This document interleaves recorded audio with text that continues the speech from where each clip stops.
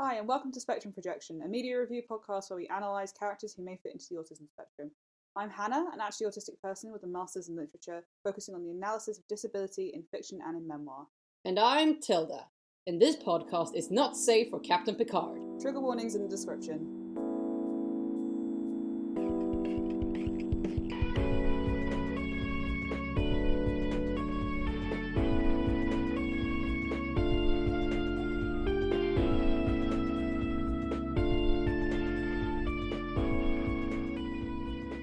Before we start, it does need to be talked about a bit because there's understandably going to be some contention about talking about characters who might be autistic without actually being called autistic. So it might, to some people, be considered armchair diagnosis, which is a very specific phenomenon that relates to real people. Yeah.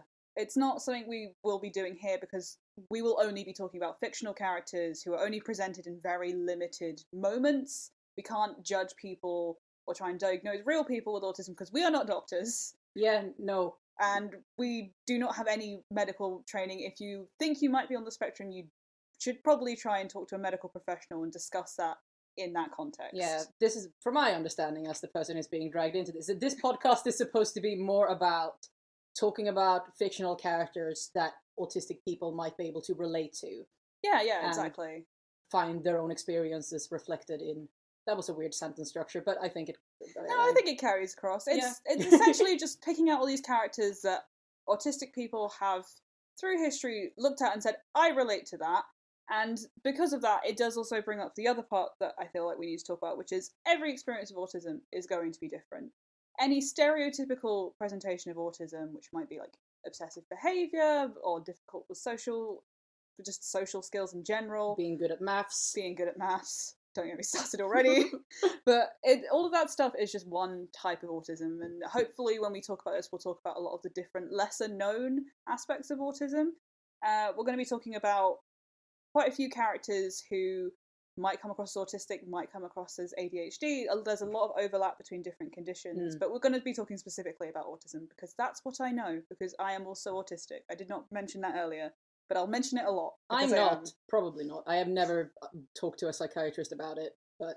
And I do also want to say, self-diagnosis is completely legitimate. If you feel like you fit into the descriptions of autism, there is no reason why you couldn't feel like you can fit into that without a diagnosis. Diagnosis is hard to get. Yeah. It's very hard to get, especially if you're someone who is considered, and I say with massive air quotes, higher functioning, because I was, and I wasn't diagnosed until I was 21, but my younger brother was diagnosed when he was 3. It's all very complicated and just bullshit. We're going to swear in this podcast, sorry. It's a lot of bullshit. And I learn English from the internet, so I have like no sense of how strong curse words are in English. And also I'm Swedish and we just use our curse words all the time. Yeah, I mean, I think I'll add some punctuation to some stuff, because I'm going to get... yeah, it will. Just starting off real strong. But, coming out the gate swinging. We're going to be talking about Star Trek in this episode, because we're just going to set the tone. We're going to talk about a lot of nerdy stuff, because it very frequently comes up that characters and nerdy things will be based on nerdy people, and a lot of nerdy people are autistic. So we're going to be talking specifically about... The best Star Trek! Fight me. I haven't seen all the Star Treks yet, but I feel confident saying that this is the best one. Oh, they're going to be so mad when we're actually watching Deep Space Nine. We aren't watching Next Generation. Next Generation fans, don't at Tilda. Do not, I mean, yeah, no. I mean, feel free to at me, but I'm literally just going to say you're wrong.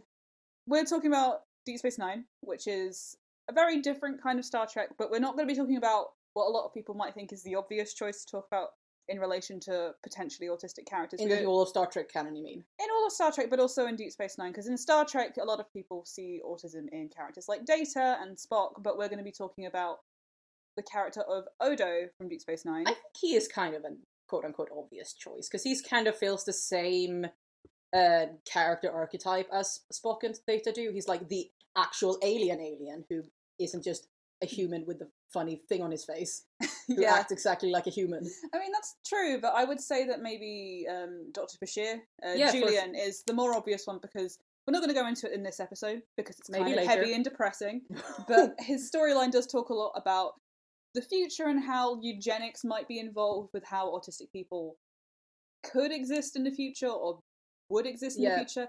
And it's very heavy, and unfortunately, when we talk about this topic, that kind of mentality will come up a lot. Mm-hmm. But we wanted to start with something a little less depressing. Trigger warning for this. There is some emotional abuse. There is some, you could call it gaslighting. There is a lot of, like, making a character doubt their understanding of reality.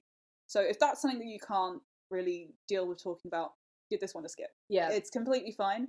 It's very much we will be making light of the topics here as best we can. And if there is anything we cover that is genuinely upsetting or covers difficult topics, we will probably treat it with said seriousness. With Deep Space Nine, it is an incredibly absurd setup, and the specifics of this one are, we are reading into this in a way that I don't think was necessarily intended when they wrote this character. I would say it's absolutely not intended. Or it's not intended to be... Because I have some strong opinions on this, and I feel like it's something that's changed between when this came out and now, how we view, family abuse specifically and parents. We're going to get into it. Start this discussion. So we're going to start off by saying we're going to be talking about the episode The Alternate, which is from Series 2, Episode 12 of Deep Space Nine. It was first aired on January 5th, 1994, and it was directed by David Carson, and the story was by Jim Trombetta and Bill Dial, who has a great name. I'm very impressed by Bill Dial. There are so many, like, Star Trek names of the actors and people that are just, like, sci-fi names. Nana Visitor. Oh, yeah. She is great in this as well. Unfortunately, she's not in this episode very much. So we won't get to have Tilda's absolutely necessary I want to play, like, the sexy jazzophone thing. Jazzophone? what am I saying? Saxophone! Over this. I love Kira Nerys so much. I'm gonna shut up now because I can't get into it. Yeah, I'm just putting a pin in this now. Let's not get started. Yeah. At all. Okay, we'll skip it. So this episode starts in a very, very, like, stereotypical Deep Space Nine way, which is Quark, the Ferengi, who is a whole other problematic thing, but we do love him. He's impossible not to love. He's such an amazing character and such an amazing performance. But the Ferengi are, we know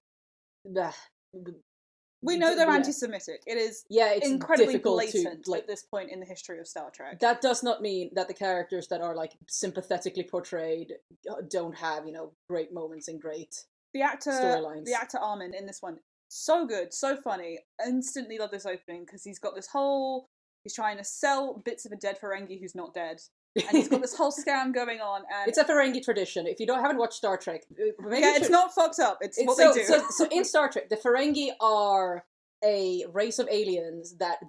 Star Trek does this thing where they will have, like, an entire species of aliens and make their entire culture, like, a single thing.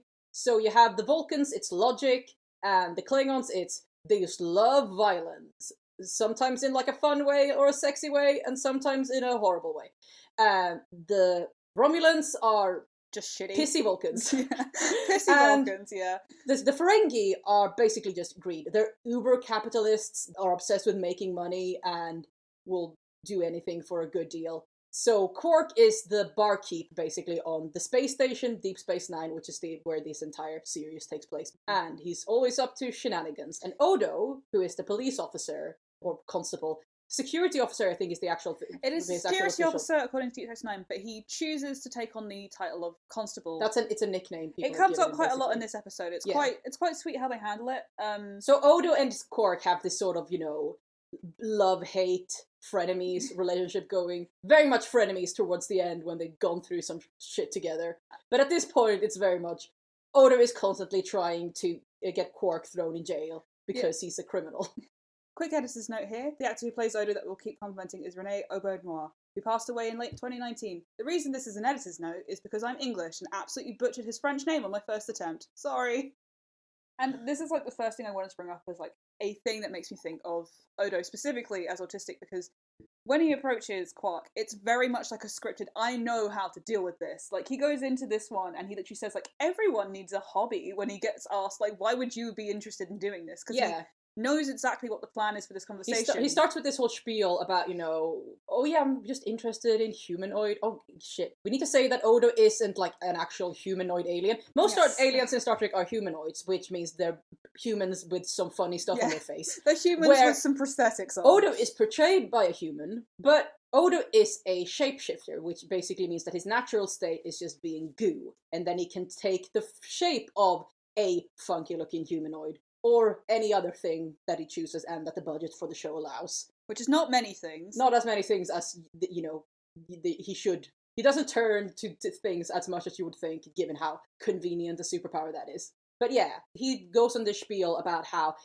he's just interested in humanoid death rituals. And he talks about, how different aliens, they set fire to the loved ones or eat them. And he says, but the Ferengi one fascinates me most of all. Selling bits and pieces of your loved ones to the highest bidder. And it's very much a speech that he's prepared and to make fun of Quark because he's literally luring him into a trap. He literally says, have you ever known me not to be serious? When he asks, I'm totally interested in buying. And then they have this my favorite bit in this episode, which has some sad things happen in it, is when Odo finally says he's still alive. Still alive? Still alive. I called him and he thought it was hilarious what you were trying to do. This is all great, and my god. It's a great sort of character. It's very I like Deep Space Nine because when they're good, there are some terrible episodes it's Star Trek. Wouldn't it be amazing if Star Trek was good? Oh yeah, wouldn't it be great if Star Trek was good? It's good, but could you imagine if it was good? But they will start an episode with, basically a character bit where we have two characters interacting with each other, and it gets newcomers really easily caught up on who are these characters and who are they in relation to each other. So this episode very quickly sets up who Odo and Quark are and what their deal with each other is. And Odo is very clearly in his element. He's good at what he does, he really does care about his job, and while it might not come up very explicitly in this one, with this particular one, Odo's whole thing is that he really likes being a detective, it's what he really cares about. He was never trained to be a detective, he was never trained to be like a lawkeeper, but that's what he's passionate about, that's what he cares about.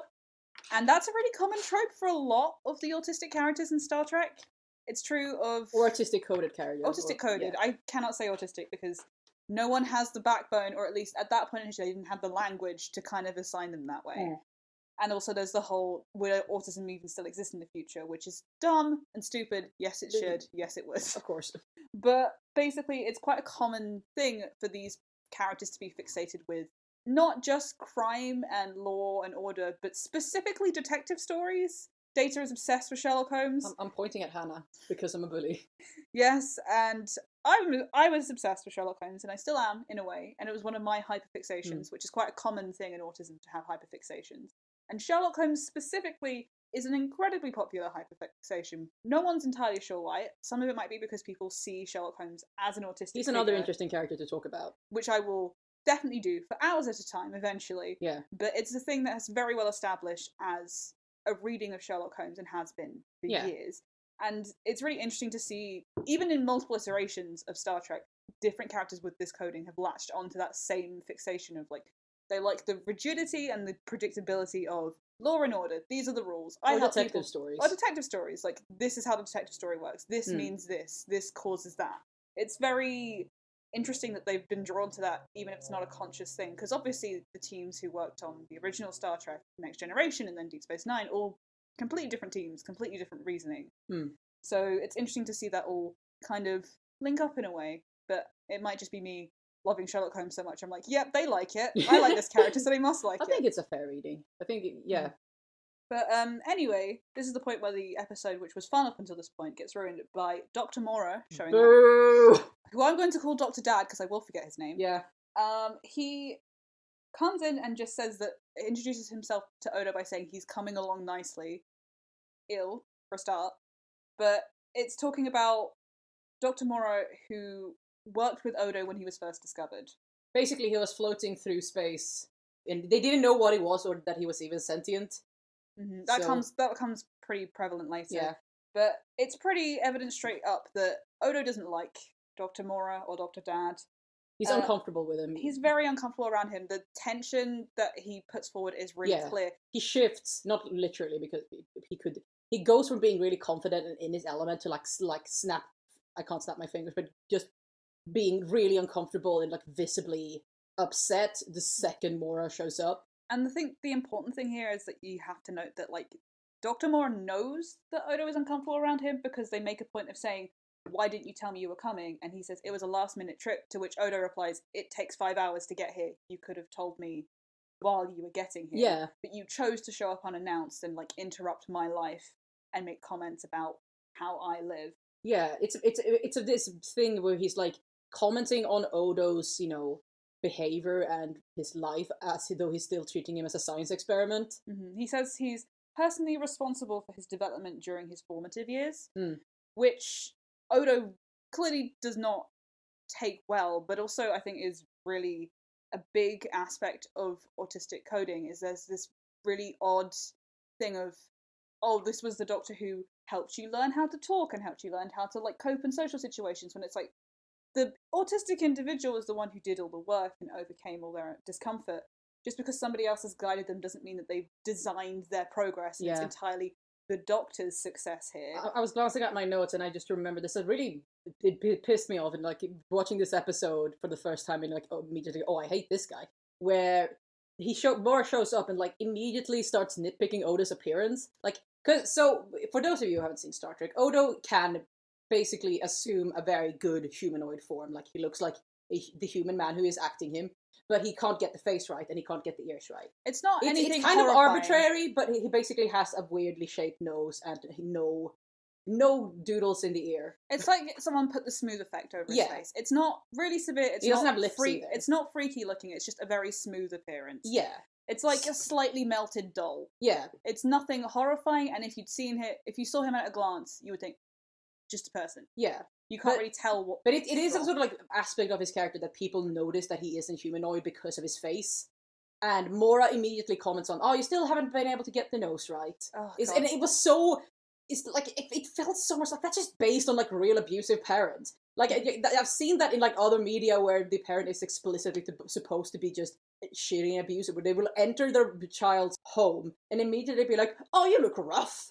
Yeah, it's especially. I hate what you've done with your face. It's especially significant here because Quark, God love him, honestly, best character, makes a point of walking up to Odo's dad, who Odo is very clearly uncomfortable around. Not his actual dad. I need to keep saying it's not his actual dad. It's his scientist. He's dad-coded. Dad-coded. But, like, Quark will walk up to him and say how genuinely Odo is doing a fantastic job on the ship, and it seems sarcastic, and Odo assumes it's sarcastic, but Quark is being 100% sincere here. Because Quark is very much, like, portrayed as a character who is not going to do anything unless it benefits him.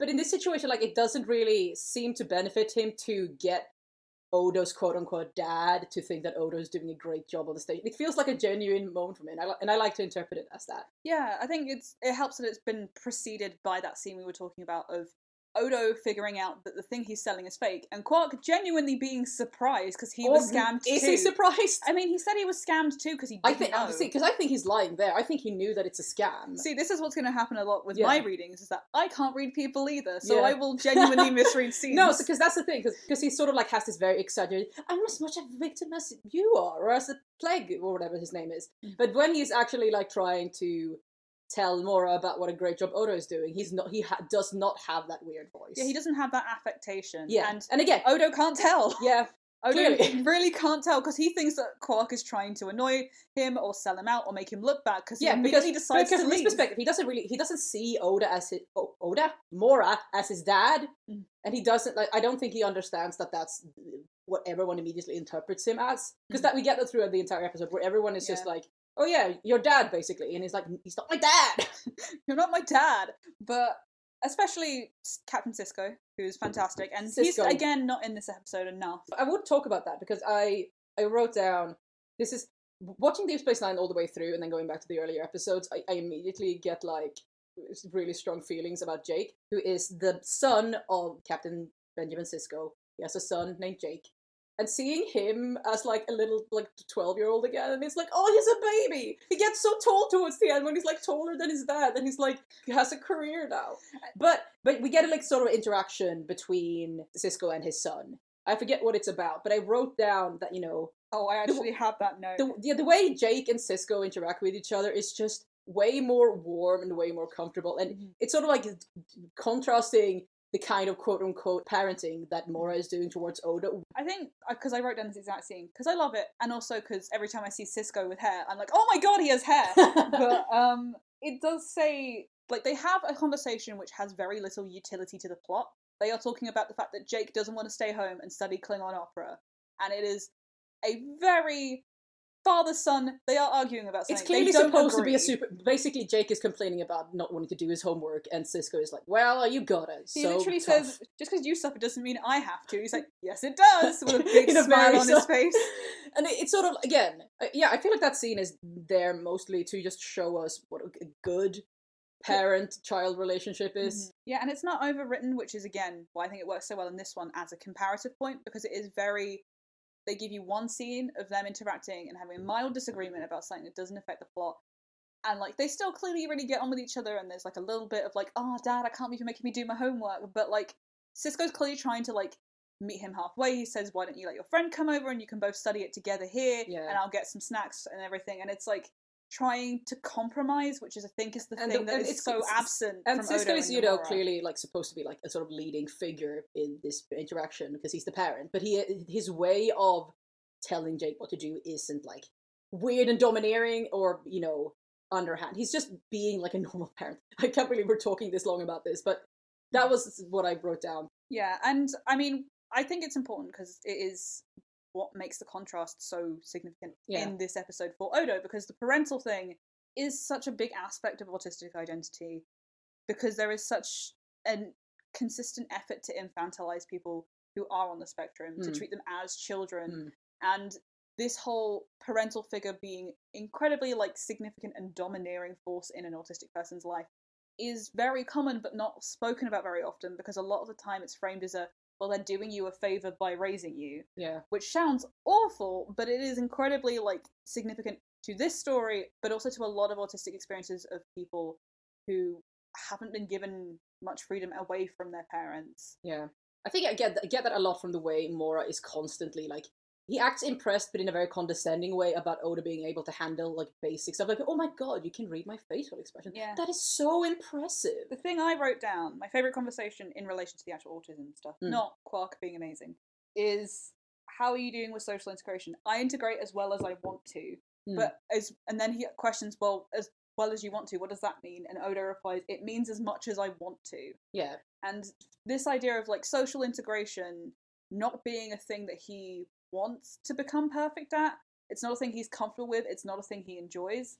For him to be able to say, I integrate with people as much as I feel comfortable to. Yeah. And I don't feel a need to force myself to integrate even more, to, like, make myself just like everyone else in a way that would harm him, because he makes it clear that holding his form for too long is difficult, and trying to get the face perfect on himself would be a waste of energy for him. Yeah. It would not be a thing that matters to him, because he doesn't care, but it matters to other people. Yeah. Well, it does matter to him, because this is something that we sort of develops throughout the entire show. But Oda does sort of, like, show a desire to be able to have closer relationship with people, even, like, romantic relationships. And it's sort of made clear that a lot of that is, his fear of rejection. But in this situation where they do, in this episode even, like, they do kind of insinuate that when Odo says, as much as I want to, that still means that, he might want more, but he's just sort of given up on it. That's the thing about this episode that's difficult, because to, like, sort of read, because you can read it with sort of your modern understanding of it, or the understanding of us, the two of us I'm made more aware about, all tropes about autism from you. And talking about it non-stop. Yeah, exactly. But how was this meant to be interpreted at the time? Are we supposed to read Mora as being right? Because I think it might be... It does feel like that to an extent. Yeah. But I think it's sort of, if they are going for that, it is undermined by the next section of the episode where they go on this runabout and they do actual Star Trek stuff, or they go to another planet. Boring.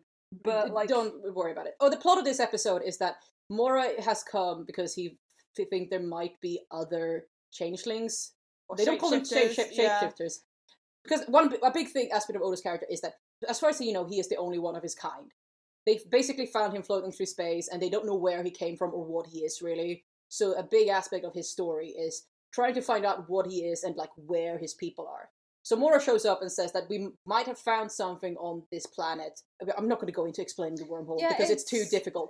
Basically, this planet that they didn't have access to before but do now, there might be other shapeshifters. So they go there, together with Dax, another great character, who is the science officer. And Dax, like, here, this is the point where I feel like that point about, is Odo should he be socializing more, like Mora says he should be? Yeah. Like Dax, who I might call Jadzia, her name's Jadzia Dax. I will jump between the two terms, but we'll try and stick with Dax. Yeah. Dax, when they are being asked about, well, how do you know Odo? What's Odo like? Dax is very honest, but also very straightforward. They say, I want to know them better.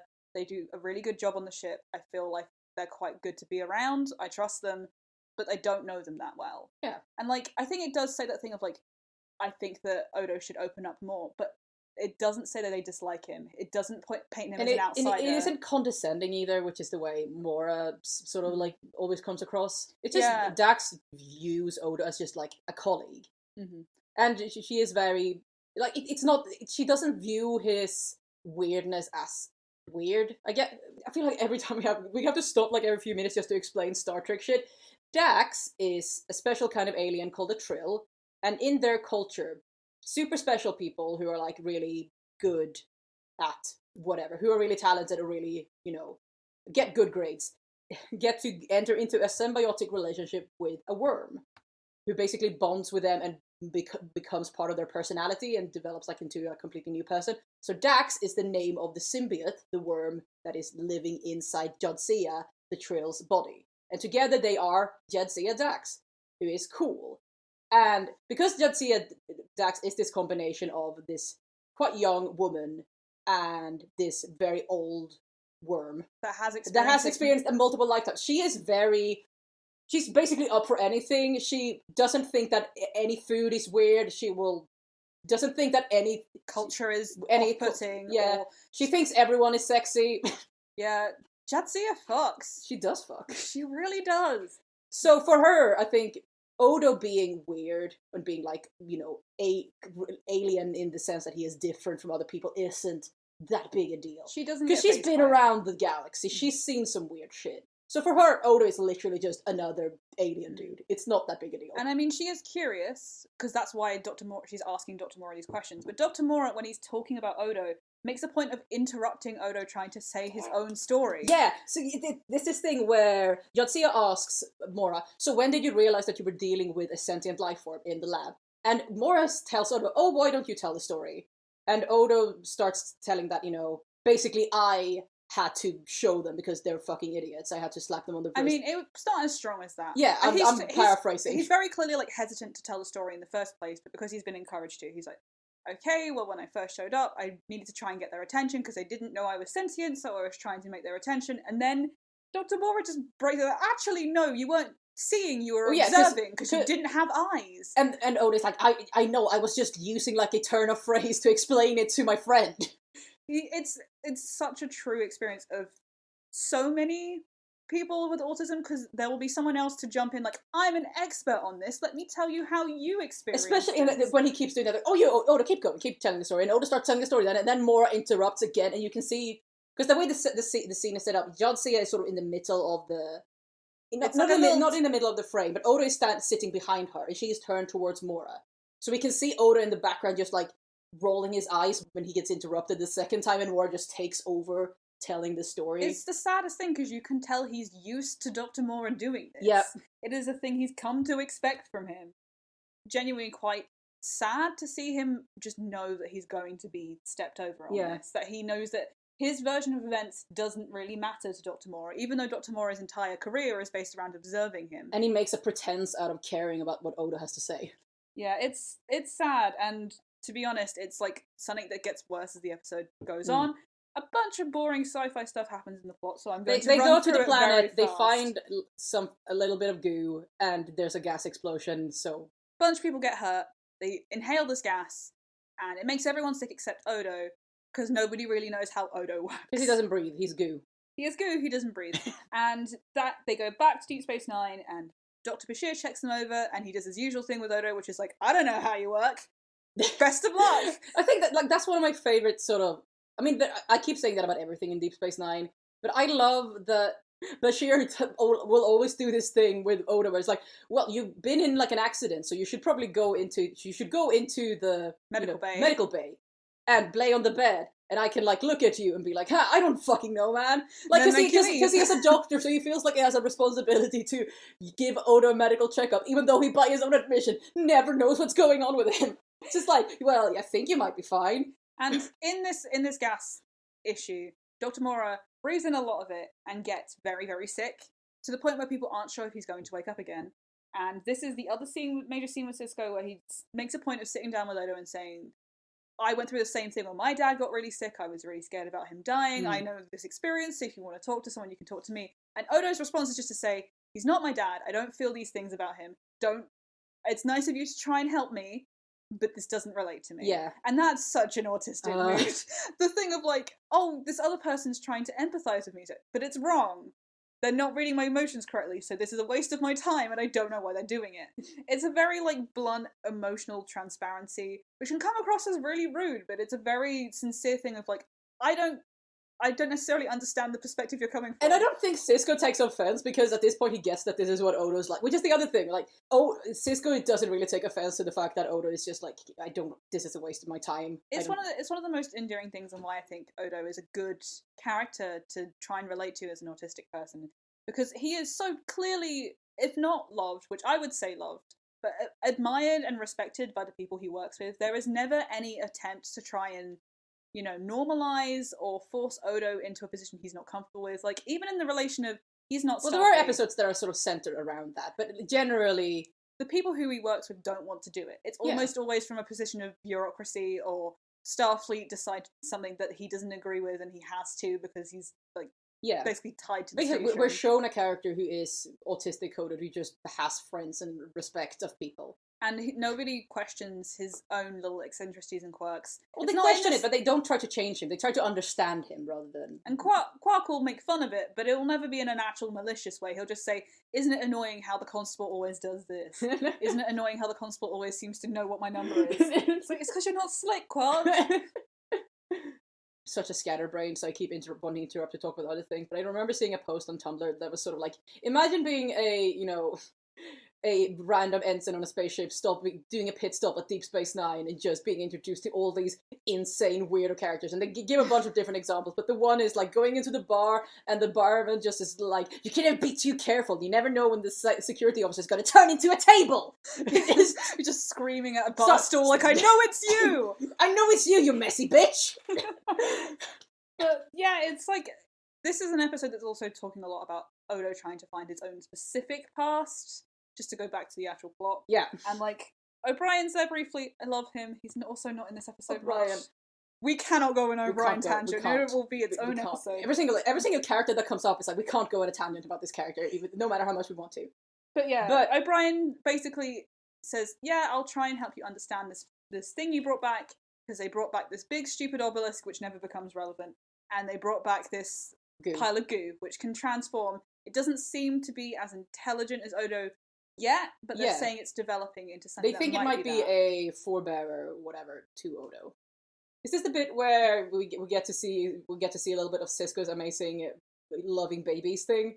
I forget. Yeah, just a little bit. Because that's one of my favorite character traits that isn't ever really spelled out, but every time the sort of discussion of babies comes up, you can see Cisco's face light up. It's like, a baby Odo? And it's just really sweet. And such a great trait to have a captain character, especially in contrast to Kirk and Picard, when so much of their deal is that they would never ever have families. Mm-hmm. And that's supposed to be cool, I think. Yeah. But Cisco is just full on family man. He gets excited about babies, and it's spending time with even kids. when that baby is a pile of goo. But in this specific one, the main conflict that I think comes up to this topic we were talking about of Odo being considered not an expert on his own condition, because Odo is the one they all turn to for this new life form they found, and Dr. Mora keeps insisting, I know more about shapeshifters than anyone. And Odo replies with, except for me. Because I am one. Exactly. And it's a thing of, can you make that argument of, does someone with scientific knowledge and, quantifiable, written analysis of a thing know it better than somebody who's living with that thing? Yeah. And I think this show kind of makes the argument that Odo does know better than Dr. Mora on this particular thing. He knows what it's like to be on the other end of this interaction when you've just, been thrown into a whole new context. Suddenly there's gravity and you're being hit with lasers. Yeah, that's not as fun. The thing I really like is that Odo is really shown to care about this thing and trying to connect with it and trying to make sure that its experience of being discovered is better than the experience that he went through when he was discovered. But then it disappears, it escapes, it vanishes, and he goes back to doing his job, which he is excellent at. Yeah. We should mention that because it's plot, that there are weird energy fluctuations that starts happening around the ship. Yeah, weird energy fluctuations and powers going out and all the usual, technobabble, whatever. There's some energy things. It should be mentioned that Deep Space Nine is a fucking rust bucket held together by string and the will of the best man in Starfleet. So things going wrong on Deep Space Nine is just Tuesday. So yeah, they don't really seem too fussed by it. It's not really causing any damage to anything, and if it is, it's very much like a we'll solve it when we can kind of situation. But anyway, the creature escapes. Odo gets on the job of looking for it. O'Brien finds it. It's soup.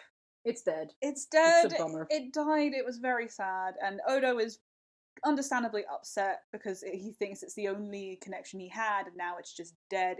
Nothing killed it, it just fried itself in its escape. No, basically, I think they say that they didn't realize that it needed more carbon dioxide in its atmosphere. That's supposedly what killed it. But then again, they don't know what they're talking about because they don't know anything about it. So I mean, this was after they did an analysis of it. So the idea that, like, oh, we killed it by taking it out of the environment it was comfortable in is very close to home for this particular reading. Yeah. Like, we put it in an environment that made it constantly uncomfortable, and then it ended up destroying itself. Like, how on earth did that happen? It's a very common, like, thread in autistic experiences of constantly being forced into scenarios where you feel overwhelmed, be it by social situations or lights or noise or any sort of, like, texture or anything, and then people wondering why you're suffering because of that, when you're just being forced into an environment that doesn't cater to you at all. And honestly, it's such a sad thing to see Odo try and deal with in this. It's sweet to see him try and come to terms with it, but there's still a lot of, like, umming and ahhing after this, because you'd think the episode would be over when this creature that they found dies. But then it turns out something is sneaking around the ship killing people, and they think, well, trying to kill people. No, don't think anyone dies. I don't think so, no. But something is sneaking around the ship, destroying stuff and trying to And at first they thought it was this creature that they brought aboard, but now that's dead, and these things are still happening. And in his investigation, Dr. Moore is now slightly better. He's not up and about, but he's still in the hospital wing, but he's, awake and talking and just being awful to Odo all the time, because he starts talking about these terms of affection that Odo has earned. Like, everyone calls him Constable. Yeah, as a nickname. And he makes a point of saying it's an expression of affection you find hard to accept to Odo. Yeah, because Odo sort of dismisses it. Oh, it's just like a teasing thing or whatever. But and he does also, like, minimize all of Odo's persona as this constable. He says it's a remarkable display. And that's what I don't know that he calls it a display. His job. It's very dismissive and very belittling. And he then goes on to say how proud he is of Odo, when it's all very performative, because he's still trying to convince Odo to come back and be experimented on more. Yeah. So it almost feels like he's trying... He specifically brings up the fact that, police work is pretty similar to science work, so maybe you're just trying to recreate the environment that we had in the lab. He doesn't say specifically, but that's sort of the implication that he's trying to make. It's a very difficult thing to try and, like, quantify, because, again, it could be read as just that he's being sincere, but it really doesn't come across as sincere when a lot of the ways he talks about Odo's work, it's kind of like, well, it's not as important as what you could be doing with me. Yeah. And there's a really sad moment. I'm sorry I keep interrupting you. No, go ahead. Where Mora does tell Odo that he's proud of him, or I think, or that he's good at what he's doing. And Odo looks so shocked at getting a compliment that isn't backhanded. And it's like, I think it's supposed to be a sweet moment, but for me it just comes across as, wow, this man has never said anything nice to you before, wow. And it's at this point that they talk about Odo, Jadzia, and Dr. Mora, and this is the point where Jadzia says, I don't know Odo as well as I'd like to, and she also says he's invaluable on Deep Space Nine. She makes a point of trying to word it in a way where, without saying he doesn't want to go, because I think she can understand that Dr. Mora doesn't care about what Odo really wants in this situation. She's saying he shouldn't leave, and Dr. Mora then says, I never thought he could integrate successfully. So he's so ill prepared to be on his own, I was sure he'd come back. I told him when he left, I was so certain he'd come back. And, oof, my God. Yeah. It's a very true thing of a lot of, like, there is an expectation of people who have grown up as dependents or have spent a long time as dependents, people who have any kind of disability that requires them to be dependent on someone else. There's this weird expectation that builds up in some of these guardian figures where it's that I will always be needed. And it's irrelevant to whether the person involved actually wants their help or even needs it. And there's always this assumption, well, they'll end up coming back. And it does a lot to damage this feeling that people who are dependents could ever live an independence that they're happy with. Like, being independent isn't necessarily a goal for everyone, and it's not a realistic goal for everyone. But this idea of anyone who is dependent will forevermore be dependent, and their attempts to be independent are cute or amusing, and they're inevitably short-lived. Like, it's a very common thing. Like, a lot of guardian figures will have this thing of, like, I know better than them, and eventually they'll mess it up, and I know they will, and I'll keep telling them they will, and eventually they will, and that will prove that I can look after them, and I'm a good person for deciding to look after them. And it's a very harrowing thing, because it does a lot to damage the confidence of people who might otherwise have very little issue living independently, like Odo does. Odo doesn't have any issues living independently until Dr. Mora shows up again and starts, like, initiating all this self-doubt that Odo wasn't struggling with until this point. Yeah. Also, in that same conversation, he says, I guess I better get used to the idea that he's not coming back. That's not a direct quote, but I wrote it down as that's what he's referring to. And then seconds later, the next thing happens. We cut to the next scene where he is interacting with Odo and again trying to bully him into coming back to the science lab. So it's sort of like, it makes it feel like the way he's talking to other people about Odo is very performative and very underhanded. It's very like, he's trying to come across as a good parental type figure, but in reality he still is trying to pressure Oda towards this thing.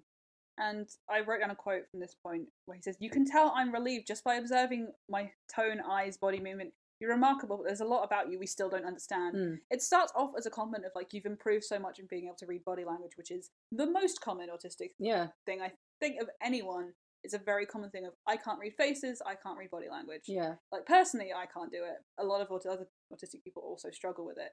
So to be complimented of, you could tell what I felt, is a genuine compliment. It's like, oh, you've grown. But to then end it with but I still don't know that much about you. You could do even better. Yeah. It's a very, like, trying to set them up to fail almost.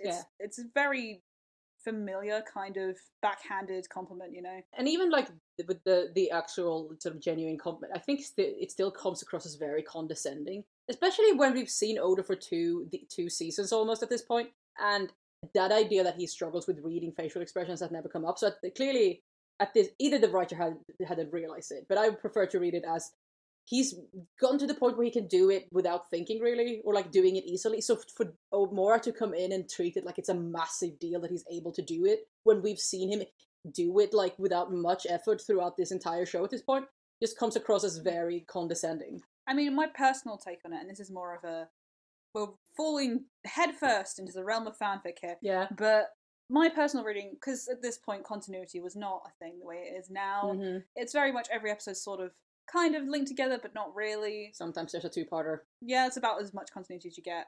And just speaking from experience, Odo really strikes me as somebody who is able to mask, which is a thing in autistic people where they are able to project an outward appearance of, I say in massive quotes, normalcy, of being able to read people and hold conversations and do things without any of the usual struggles that they actually suffer, but it's because they can put forward this persona. And Odo's persona of being the constable, of being able to be this person who can tell if someone's been stealing stuff, or tell if someone is, like, secretly upset because they've had a hard conversation. It's part of his persona to be able to do that. So he's found a way to do those things, but in a lot of, like, private contexts, he still struggles a little bit with, like, reading the nuance of certain situations. It's not that he can't tell happy, sad apart. It's that he can't tell, how is the captain feeling about this really specific situation. I can tell he's probably a bit upset, but is he angry? Is he frustrated? What is it he's angry or frustrated about? Like, it's a lot of split second, I can't tell the individual specifics, which, maybe it's just me projecting. Welcome to the show. But it's absolutely a thing that I think Dr. Mora coming in and saying you struggle with this is attempting to kind of make him have that even more self-doubt. And then he just goes on and full-on gaslights him. Yeah, that scene's so... this is the scene that, like, genuinely makes me sick to my stomach when I watch it. So in plot terms, what's happening at this point is Dr. Moore has figured out that this creature that's been going around hurting people is Odo. And he's trying to convince Odo... It turns out that the gas on the planet that they didn't think affected Odo might have given him weird hallucinations or something. And Dr. Moore knows that, but chooses to instead frame it as, what if you've been having blackouts this entire time? What if all the crimes you couldn't solve all this time you've been on Deep Space Nine have been you blacking out and doing things to hurt people?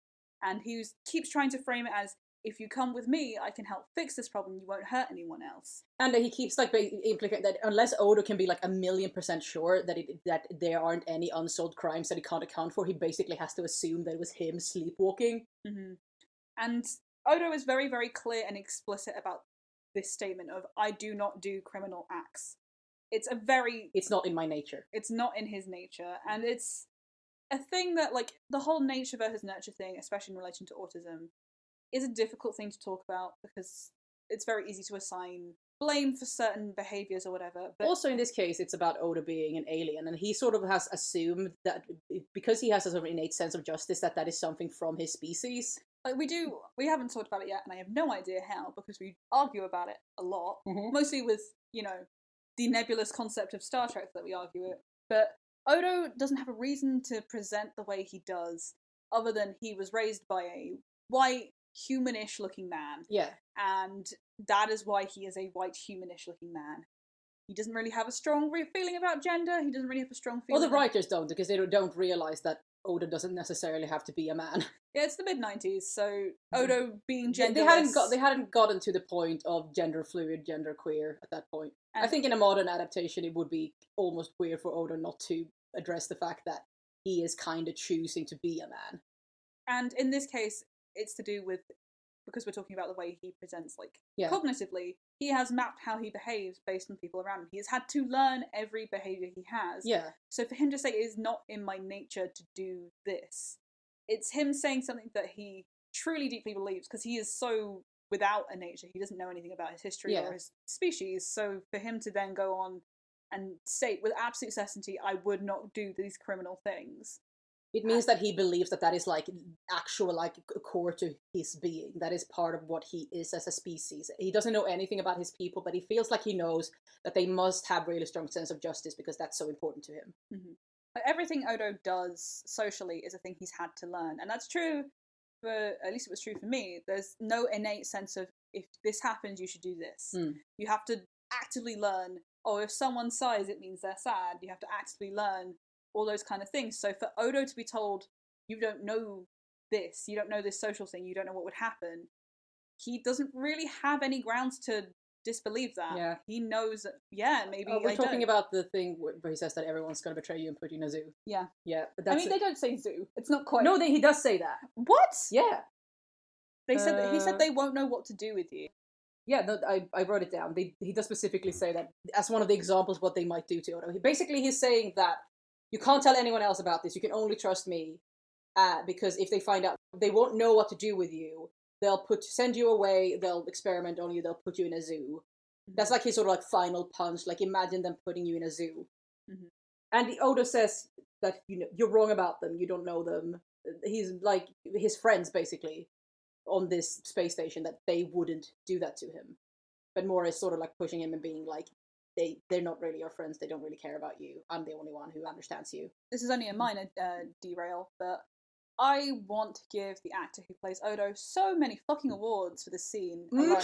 This scene alone is genuinely harrowing for the way he plays it. And he has a full face of prosthetic makeup that makes it very difficult for him to He has no eyebrows with which to emote. He has no eyebrows and no fucking lips. He's got no brow. Like, his entire forehead is covered in, it's like stiff plastic, basically. And even to show him, like, panicking and sweating, they would have had to do that by just spraying him in the face with some water. Yeah. So, like, all of the tension... Well, it's not sweating, it's melting, but... Yeah, I mean, it's melting in this case. But, like, all that tension is carried by his performance in a very difficult scenario, and he sells it incredibly well. Yeah. Like, Odo is a character who doesn't emote much outside of, like, very tense scenes. Like, he's very to business, to work. So to see him out of breath, panicked, unable to like know where to look or what to do, and like on the verge of tears is incredibly effective. And it's very, for one, Dr. Moore is an idiot because of course Odo is turning into a monster all the time when he freaks out, and he's deliberately freaking Odo out to try and convince him to stay with him. So Odo of course turns into a monster and kicks the shit out of him. Which, yes. I would like to point out that the moment that causes Odo to snap is when Mora says specifically, like, I'll take you back to the laboratory. That's the point when he dramatically screams no and starts turning into this monster blob. Dr. Mora does say before he says, I'm going to take you back to the lab, after all the time I invested in you, you wouldn't be here without me. You always had to learn your lesson the hard way. Yeah. Which is the most honest he is about his actual... perspective on this whole deal. He truly believes he's 100% responsible for all of Odo's progress. And again, with that whole doctor perspective that I brought up before. And he also believes that Odo owes him something. Yeah, because he was good enough. It's that sort of thing where, like, that abusive parents will say the trope of, like, I've fed you, I've, taken care of you, so you owe me something. And Dr. Mora's abusive stuff is made a lot worse by the fact he's told Odo, oh yeah, if you tell the crew that you're sick, they'll throw you in a zoo. And the second Odo goes out of control and tries to kill him, he runs directly to the bridge and says to all the crew, hey, can you help me? I think Odo's gone crazy. Which proves that he didn't fucking believe what he said. Like, I don't know that the writers intended that. Yeah, either he doesn't believe what he said, or he, at this point, doesn't give a shit what happens to Odo. Yeah, it's either he doesn't care what happens to Odo, which I don't know that that's true, because he is very clear about the fact that he wants them to help Odo become Odo again. So the only other interpretation is that he didn't believe himself when he was, like, telling Odo that all his friends are gonna abandon him, and, like, he's screaming at him that no one else cares about him. Yeah, and he also calls Odo Constable at this point rather than Odo. Like, he hasn't called him Constable up until now. The crew have a whole very Star Trek, let's use force fields and whatever to stop There's him. a little moment, though, that, again, might be me reading too much into it, but when Mora is explaining what happened, and he says, oh yeah, Odo freaked out, went ballistic during our discussion, and Sisko has this look, like, what do you mean discussion? Like, I feel like Sisko can sort of tell slightly what's going on here. Because, like, it has to be said that Odo hasn't felt the need to say anything about how he feels about Dr. Mora to anyone else. And he's just corrected them when they refer to him as his dad. That's I think with Sisko, that's kind of enough for him to realise, like, oh, this relationship is not good. Yeah. And obviously Sisko's, like, a very dad-minded character, we've spoken about at length. But, like, it's very clear that he doesn't like Mora, and I think that if Mora had tried to force Odo in some way to leave, or trying to, like, compel him in some way, that Sisko would have done something to step in. 100% he would have thrown hands. Sisko's very cool. We love him. Watch Deep Space Nine for Sisko, if no one else. Except you should watch it for Kira, because she's the best. She is my wife. Not mentioned here for obvious reasons, because, God, we've gone on to tangents and we haven't even talked about our favourite character. Basically, all this happens. They have to the crew decides we might have to kill Odo if we can't stop him. Or use lethal force, because... They don't know what it will do to him. Yeah. But it all works out. It's Star Trek. But also, can we point out that Mora, who supposedly cares so much about Odo, doesn't give any objection when they bring up the possibility of using lethal force just to protect him, by the way, because they're going to use Mora as bait.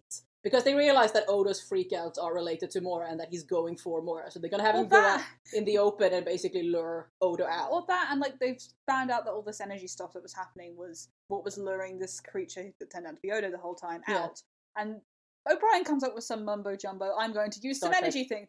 And then Mora says, no, it shouldn't be me because I'm the most important thing to him. He should absolutely be me who's bait because I'm the thing that matters. And it's like, are you though? Are you though? Are you though? Because it's this thing of like, he really does see himself as this big force in Odo's life, which is right, but it's a big force in Odo's life that isn't positive.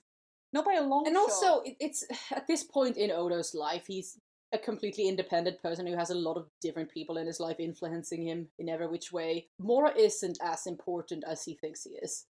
And he can't really handle that. Especially since he's made it very clear he hasn't been in contact with Odo for several years at this point, and he's only come back because he wants to research more.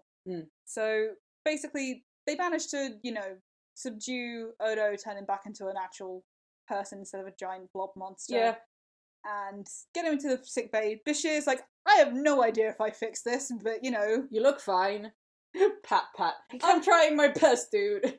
Literally, Bless Bashir.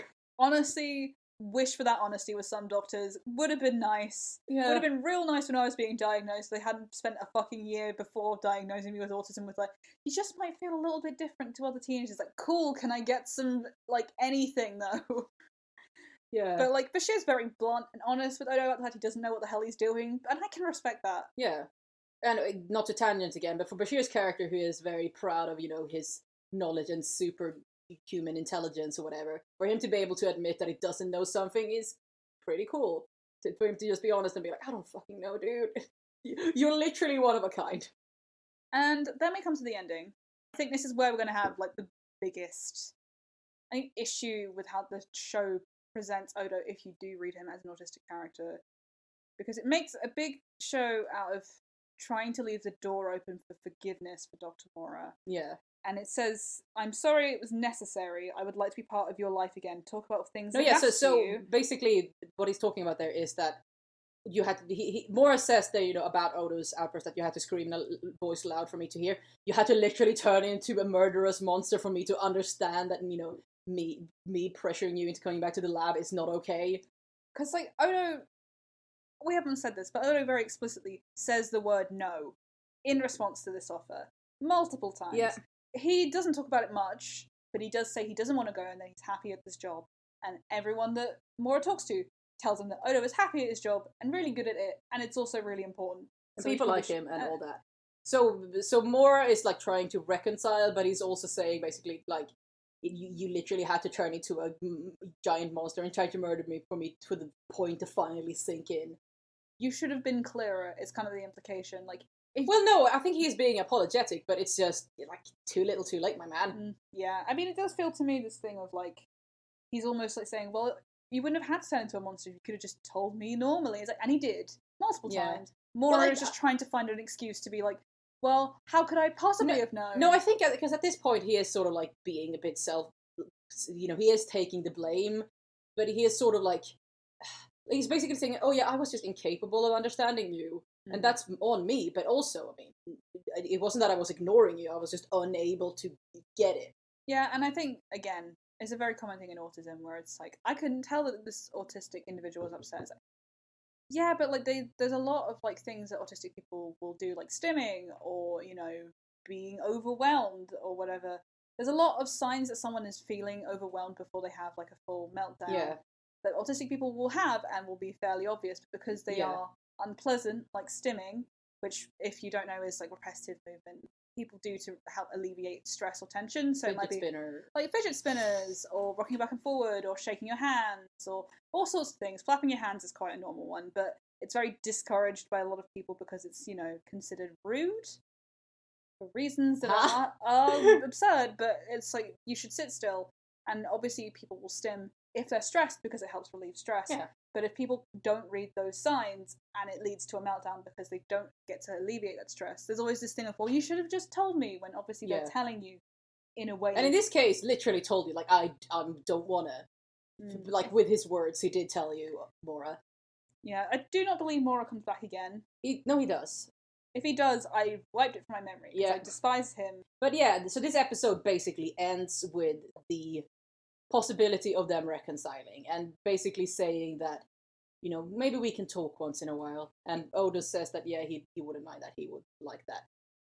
And this is a thing that is like throughout the whole, anytime Deep Space Nine deals with the concept of, abusive parents or shitty parents, it always steers the thing toward, like, it implies that forgiveness is an essential part of healing, basically.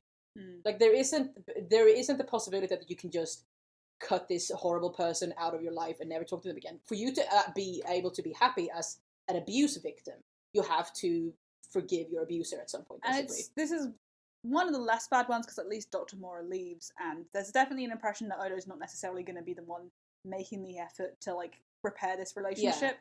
With Bashir, it's a lot worse. Yep. And I'm sure we'll talk about his episode eventually, but there is this almost assumption that, like, yeah, they didn't treat you well, and they basically spent a lot of time obsessing you, but They said they're sorry. they said they're sorry, so you should be able to be the bigger person and forgive them. And I think it's unfair. It's a big issue with just like serialized TV like this, where they can't do overarching storylines, because it is a process of like being like a process of mourning. Like you will be angry, you will be in denial, you will be frustrated. Like there are different ways you interpret that kind of hurt And also, in your life. I think this might be, you know, an era thing. I think maybe back then they didn't understand that a lot of abusive people will apologize and say that they will change and then go back to doing the same thing after a honeymoon period. People don't often, people who do that sort of horrible things to other people, they don't change easily. And they might say, but just because they say that they will change doesn't mean you can trust them. Or doesn't mean that you have to trust them. And again, you can heal and be happy without forgiving the people who hurt you. I need to, before I make this joke, I need to say that I've not been through anything near as serious as, you know, parental abuse or anything. But I've had people be shitty to me in my life as a child, and I still haven't forgiven them, and I'm doing great. I love not forgiving people. It gives me strength. I mean, in this particular thing, it is the thing of they have to kind of leave it open so this character can exist later, in a way, and it's a real shortcoming of it that Oda never really gets to kind of have that catharsis. It's a very, like, we need to say Deep Space Nine is terrible for having incredibly abrupt endings, and this is no exception to that. They at least have a scene where he walks Mora off the ship onto like a space shuttle to leave. Yeah, and it's just very, very last minute, and it's not very satisfying. Yeah. It's a thing where, like, personally, I don't think Odo should be put in a position where he has to forgive him, but it happens a lot, especially with, and like, also, I feel like terrorists. we need to make this point, like, as people who don't have abusive parents, that if you want to forgive, if you can find it in yourself to forgive someone who's been horrible to you, and you know, you feel like that will help you, then of course you can forgive people if it helps you, and if they are genuinely sorry. Of course, it's within your right to forgive someone. But to portray forgiveness as a necessary part of healing is something I cannot approve of. Yeah, it's one of those very, like, of its time kind of storylines. I think it's, I mean, you haven't seen it, but it's a very common theme in BoJack Horseman, which I have watched just out of morbid curiosity. It's very sad. I started watching it, and then I was like, this is just too... It's very bleak. Can I use the word trigger here? It basically exasperates my anxiety and depression. Yeah, it's one of those, but, like, they do make a point of having someone who was really, really hurt by BoJack, and, like, BoJack makes this big, like, gesture of saying, like, I'm sorry to him on his deathbed, and the guy says, cool, I don't forgive you. Yeah. And that's completely legitimate. Yeah. Like, it's a thing that I don't think is really an opportunity that's extended to many people, but especially not neurodivergent people, because there's always this underlying thing of, like, well, you do own them, because, you know, they put up with you. And it's just not a fair thing to kind of assume of them. So, in conclusion, we're going to assess everything in this podcast on two fronts. The first is whether we think the show's going to be entertaining on its own, no analysis required. The second is whether we think the autistic character analysis is positive or not. If something's a really horrible experience to watch, we don't want to recommend it to you, even if it is a good representation of autistic character. Like, you can be an accurate autistic character, but be fucking boring as hell. Yeah. And we don't want you to watch that. We will also say if we think something is fun to watch, enjoyable, but if you relate it to an autistic person, maybe give it a skip, because that's going to be like a personal preference thing. If we think something is a really fun, enjoyable, well-made product, we don't want to say, oh yeah, but it's also terrible to autistic people. And sometimes it's a mix of the two, you know. Nothing is black and white. Yeah, it's a very mixed kind of bag when it comes to these things. So we're kind of making a judgment based on, is this fun? And also, if you're autistic and you want to relate to this person as an autistic character, is that going to be rough? Which can happen. In this case, I don't think that's true. I think it's very entertaining, even if it is really niche. Deep Space Nine is not for everyone. I think we can admit that. I mean, yeah. But it's so fun. It's just fun and goofy. I love Deep Space Nine more than... It's probably my favorite show. Like, there are shows that are shorter that I also enjoy a lot, but, like, in terms of, like, the time I've invested in Deep Space Nine and, like, the level of love I feel for it, it's a lot. It's very strong. Yeah, and it was the second Star Trek thing I ever watched, which you forced me to watch against my will. after making me sad about Oh, Spock. this isn't related to the episode or autism readings in any way, but we need to warn people that the two-parter Deep Space Nine starts with is some of the worst television you'll ever see. It's so fucking It's just boring. hot garbage. It's very bad. You kind of need it because it sets up like the complicated like setting and world and characters. Like all the stuff we keep going on tangents to explain, the intro does go a long way. It is excruciating though, but if you power through that, it very quickly gets watchable after And in that. relation to this specific episode, barring any issues with the trigger warnings we've brought up already, I think it's a really good episode of Deep Space Nine.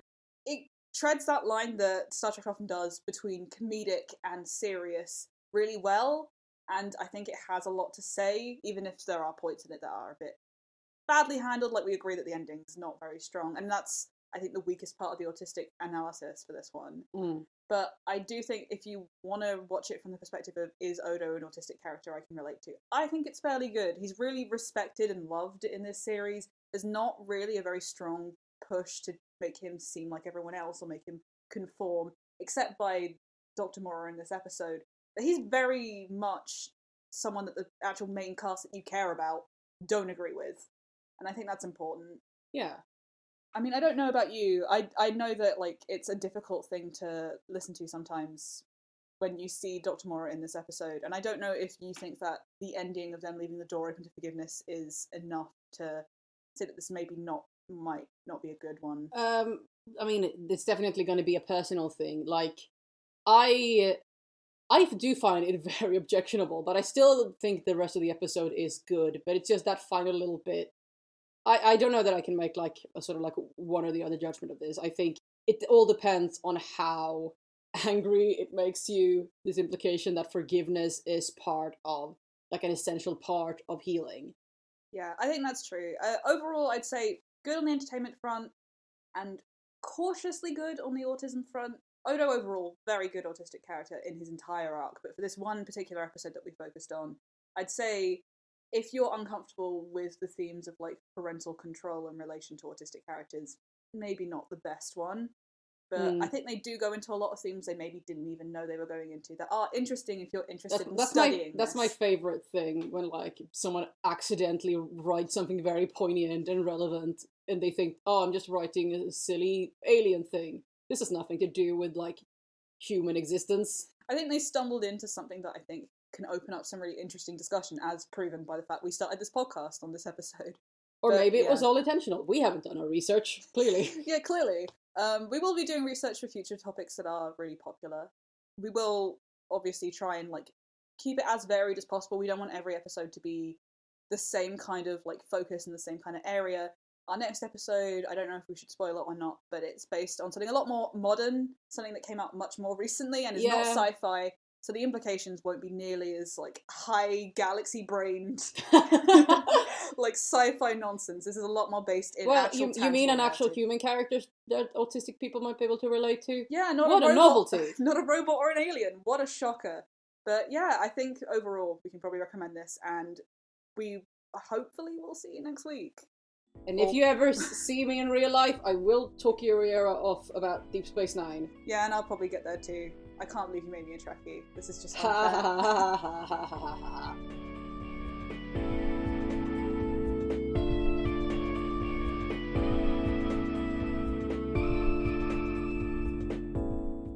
This was Spectrum Projection with your hosts Hannah and Tilda. Music was Summer Longing by me, and art was by me. Send us suggestions for future topics to spectrumprojection@gmail.com.